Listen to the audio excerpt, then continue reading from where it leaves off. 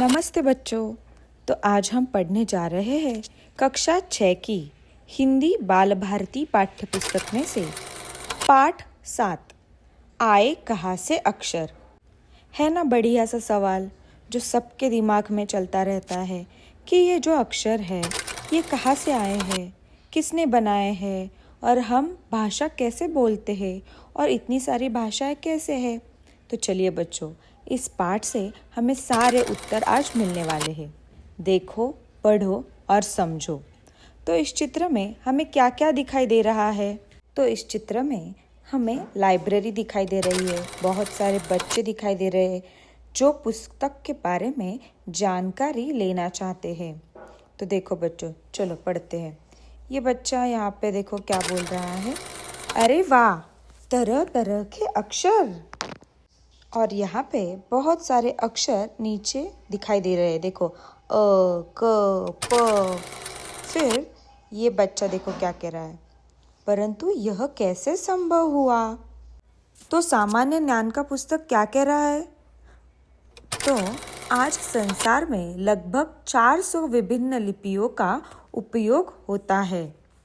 तो उस पे ये अक्षर का पुस्तक कह रहा है कि अक्षरों की खोज के सिलसिले को शुरू हुए लगभग 6000 वर्ष हुए हैं।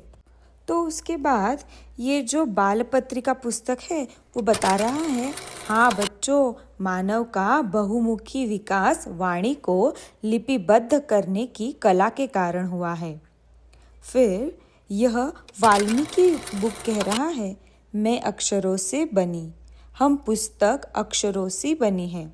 लिपि ऐसे प्रतीक चिन्हों का संयोजन है जिनके द्वारा सभी भाषाओं को दृष्टिगोचर बनाया जाता है। फिर एक बच्ची पूछ रही है, तो क्या अक्षरों की खोज के साथ एक नए युग की शुरुआत हुई होगी? तो उस पे इतिहास का पुस्तक बता रहा है, बिल्कुल सही, मानव की सबसे बड़ी उपलब्धि है लेखन कला। तो उस पे ये विद्यार्थी कह रहा है, हमारी इतिहास की शिक्षिका कहती है कि मानव के महान आविष्कारों में लिपि का स्थान सर्वोपरि है।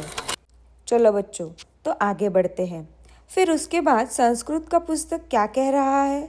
संस्कृत साहित्य की देवनागरी लिपि भारत की प्राचीनतम लिपि है, यानी कि संस्कृत यह जो लिपि है वो बहुत पुरानी है।